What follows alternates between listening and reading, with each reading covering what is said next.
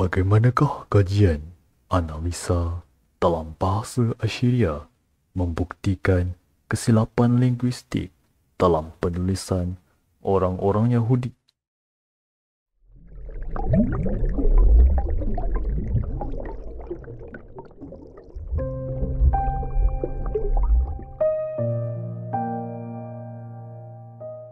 Justeru penemuan kajian ini telah mempengaruhi data-data maklumat kuno yang telah dipesongkan.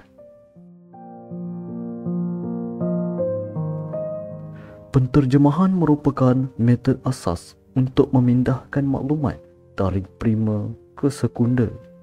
Namun, ia merupakan malapetaka besar sekiranya penterjemahan itu terpesong.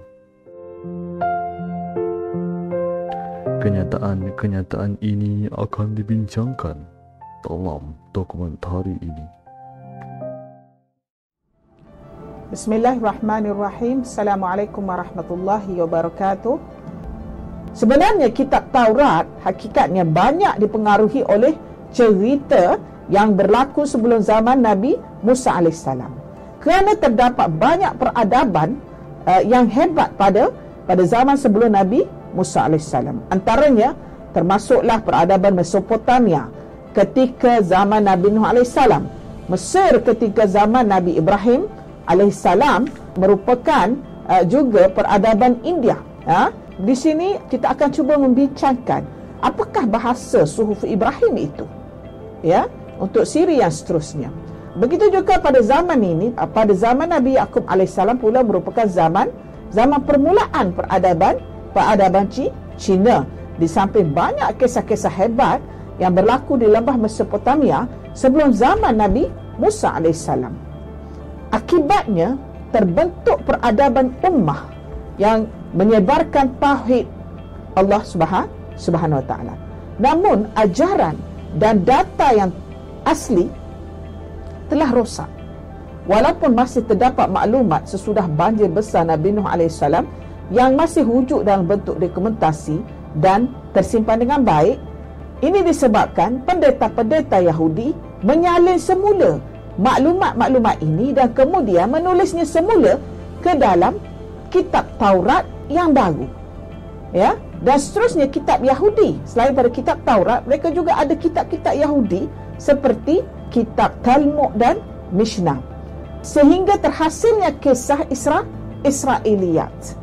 Dari sudut analisa linguistik, sudah pasti pada peringkat awal perpindahan salinan maklumat dari penceritaannya yang asli dengan menggunakan bahasa kedua adalah tidak tepat.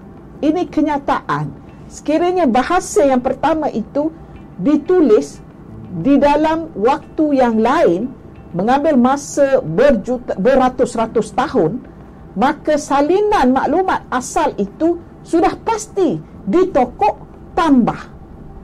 Jadi maklumat asli itu sudah tercemar. Hal ini disebabkan oleh perbezaan pahaman dan kepercayaan serta perbezaan masa, perbezaan bahasa dan dialek, serta penterjemahan yang kaku tanpa disusuli kefahaman yang menyeluruh tentang sesuatu isu. Ia merupakan sebab utama penterjemahan terhadap data dan maklumat itu tidak tepat. Ini diakui oleh beberapa pengkaji analisa bahasa. Maka hasilnya maklumat primer dan sekunder ini bercanggah antara satu sama lain. Yang sepatutnya maklumat sekunder perlu mengikut 100% apa yang terdapat dalam maklumat primer. Maknanya terjemahan yang lengkap dan benar serta sahih itu perlu supaya ia mendatangkan sesuatu yang tepat bila dalam membuat sesuatu keputusan. Di sini cuba kita lihat kenyataan yang dikemukakan oleh Profesor Majid Khirbik ni ada benarnya. Di mana dia mengatakan bahawasanya sekiranya sejarah peradaban purba lampau itu sudah ditulis dalam tulisan Akadi Babylon, dalam bahasa Aramaik dan Assyria, dan tidak dikaji tentang pergerakan penulisan dan simbol bahasa-bahasa itu atau lahjah dialek-dialek itu, maka maklumat tambahan yang terdapat dalam kitab Taurat sudah pasti kita tidak akan ketahui. Kerana penulis berbangsa Yahudi yang menyalin semula kitab Taurat ke dalam bahasa mereka menyembunyikan fakta dan data yang asal. Disebabkan kita jahil, tidak tahu tentang sejarah perkembangan bahasa kuno, maka dia memberi ruang yang cukup besar kepada penulis-penulis kitab-kitab Yahudi ini untuk memperkotak-katikkan informasi yang terdapat dalam maklumat-maklumat yang silam ke dalam penulisan mereka. Hasilnya terbentuklah satu suasana atau satu kebudayaan pemikiran dunia, peringkat dunia yang tidak tepat. Ya, yang tidak tepat. Justru apa yang berlaku pada hari ini hasil daripada penulisan-penulisan yang tidak tepat, yang mana kebanyakan daripada kita tidak cuba mengkaji kebolehan ataupun sistem bahasa-bahasa dahulu. Antara di sini saya cuba bongkarkan sedikit perbezaan ataupun persamaan yang ketara di sini antara bahasa Arab Fushah 700 Masihi dan bahasa Assyria yang berusia 1300 sebelum Masihi. Jika sebelum ini bahasa Akkadi Babylon 4000 sebelum Masihi, kemudian bahasa Aramaik 1500 sebelum Masihi, dan sekarang ini bahasa Assyria 1300 sebelum Masihi. Cuba kita analisakan apakah perbezaan dan persamaan yang terdapat di dalam bahasa Assyria dengan bahasa Arab Fushah ini. Thawrun bermakna lembu. Dalam bahasa Assyria disebut syuru. Dia jauh sikit. Kalau dalam bahasa Akkadi Babylon dengan bahasa Aramaik tadi dia sebut Sauron. Sauron dalam bahasa Arab Fushah. Sauron. Didatangkan alif pada peringkat akhir. Tetapi untuk bahasa Assyrian 1300 sebelum Masihi dia sebut syuru. Sekali lagi dia sebut sa itu adalah shin. Bukan saja sin, disebut juga shin. Ya, penggunaannya syuru. Ya, ilahun, ilu. Sekali lagi penggunaan ilu. Ini bermakna ilu ini bukan sahaja bahasa Aramaik, tetapi juga bahasa Akkadi Babylon dan juga bahasa Assyria. Ilu bermakna Tuhan yang satu. Ardun, bumi. Ardu digunakan waw. Konsep ini juga ada dalam bahasa Akkadi Babylon dan bahasa Aramaik. Penggunaan waw di belakang itu. Arbaun 4. Dalam bahasa Assyria irba. Irba. Bentu tambahan waw. Anak perempuan. Rakiba. Rakiba sama. Rakiba menunggang. Akhu. Dalam bahasa Arab Fushah panggil akhun, tanwin. Tetapi dalam bahasa Assyria akhu, saudara lelaki. Maksud sama. Zar'un. Kalau dalam bahasa Akkadi tadi, dalam bahasa Aramaik tadi dia panggil zar'un juga. Tetapi dalam bahasa Assyria dia panggil zaru. Ya, bermaksud menanam. Dia seolah-olah macam fa'il amar. Macam fa'il amar ya. Di sini dia buang alif yang di awal tu. Samaun. Shima. Samaun. Shimu. Shimu. Langit. Dia menggunakan sin. Sekali lagi dia menggunakan shin. Maknanya seolah-olah mereka tidak menyebut pun huruf sin. Huruf sin itu sebutan mereka adalah shin. Syamsu. Seperti bahasa Aramaik juga. Zibu. Dia tidak sebut huruf hamzah. Zibun disebut zibu, serigala. Ana, saya. Bahasa Assyria dia kata anakku, bermaksud saya. Zubabun, lalat. Bahasa Arab Fushah. Zibu, lalat ya. Antuma ataupun anta, Dia sebut dalam bahasa Assyrian, dia sebut atta. Atta bermaksud untuk kedua-duanya, sama ada anta atau antuma. Bermaksud di sini awak lelaki, atta. Antuma, anta. Antuma, atta. Ati untuk antuma, anta, awak perempuan.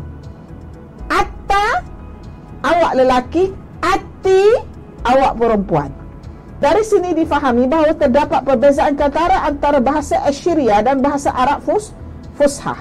Ternyata kedua-dua bahasa iaitu Arab dan Assyria berasal dari keturunan yang sama, iaitu bahasa Semitik. Bahasa Akkadi Babylon dan Aramaic pula merupakan bahasa atau dialek asas bagi pembentukan bahasa Assyria dan bahasa Syriani. Bahasa atau dialek ini kebanyakannya berkisar di semenanjung tanah Arab atau sekitar Fertile Crescent, bermula daripada Iraq, Syria dan seterusnya turun ke Palestin.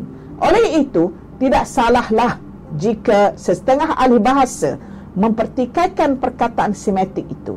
Hakikatnya terdapat isu yang penting dalam penggunaan perkataan Semitik yang diperkenalkan oleh Schlosser sekitar 1876. Bagi mereka, setengah-setengah ahli bijak pandai Arab telah mempertikaikan penggunaan Semitik ini, kerana bagi mereka perkataan ini berasal daripada perkataan dari area ataupun dalam kawasan jazirah dan bukannya bahasa Semitik, kerana keseluruhan aktiviti bahasa-bahasa tadi sama ada Akkadi Babylon, bahasa Aramaic, bahasa Assyria atau hatta bahasa Kanaanite, Finiki itu pun sendiri, ianya berada atau berasal dan aktivitinya bermula di sekitar Jazirah Al-Arab yang ada pada ketika itu. Jadi memang tepatlah terdapat isu tentang penggunaan bahasa kalimah Semitik ini yang aktivitinya berlaku di Afrika, iaitu Ethiopia, seperti bahasa Amharic. Sebagai contohnya, bahasa Amharic itu satu diiktiraf sebagai bahasa Semitik, iaitu susur galur daripada bahasa Arab Fushah, bahasa Ibrani, bahasa Akkadi, Aramaic, Asyuri, Kan'an dan Finiki. Tetapi persoalannya bagaimana bahasa Amharic itu boleh wujud di Ethiopia, sedangkan Ethiopia kita maklum bahawasanya sebagaimana hadis Rasulullah SAW dalam riwayat Tirmizi, dalam hadis Hasan, Rasulullah SAW ada bersabda, Asam Abul Arab, Ham Abul Habshi, Yafid Abul Rum. Asam adalah ayah kepada orang-orang Arab, Ham adalah ayah kepada orang-orang Afrika, dan Yafid ayah kepada orang-orang di Eropah. Bagaimana pula jika berpadukan kepada hadis ini, bagaimana pula Ham itu di bumi Ham, iaitu Afrika itu, Al-Habsyi itu boleh wujudnya bahasa Amharic yang mana diiktiraf oleh ahli sejarah bahasa merupakan bahasa Semitik. Di sini saya berpendapat bahawasanya bahasa Amharic ini terhasil, wujudnya bahasa Amharic di Ethiopia ini hasil daripada perhubungan orang-orang Ethiopia pada ketika itu dengan orang-orang Yaman di selatan Yaman itu. Kerana dari sudut geografinya, Ethiopia dan Yaman itu adalah sebelah menyebelah, dan mereka sentiasa berhubung walaupun dipisahkan oleh selat yang kecil. Justru itu, perpindahan bahasa itu telah berlaku. Kemungkinan dari sudut ekonomi, mereka ada berhubung melalui perniagaan, ataupun dari sudut pentadbiran, kerana ada berkaitan pentadbiran politik antara kerajaan Yaman dengan kerajaan Ethiopia pada ketika itu. Dan ini telah dibuktikan oleh ketika di zaman Rasulullah SAW, bagaimana Rasulullah SAW telah menghantar Ja'far ke Ethiopia melalui Yaman. Mereka telah pergi ke Ethiopia untuk berjumpa dengan Raja Habsyi pada ketika itu. Dan ini adalah salah satu contoh bagaimana bahasa Semitik itu, bahasa yang dituturkan oleh kaum Sam bin Nuh ini telah telah wujud di bumi Ethiopia itu sendiri. Mereka dengan menggunakan bahasa, namanya ialah bahasa Amhariyah. Rasanya saya tidak mahu memanjangkan kisah di sini. Justru itu, bagaimana pulakah wujudnya bahasa-bahasa lain selain daripada bahasa Amharic itu? Bagaimanakah pula kedudukan bahasa Ibrani? Kita akan bincangkan seterusnya.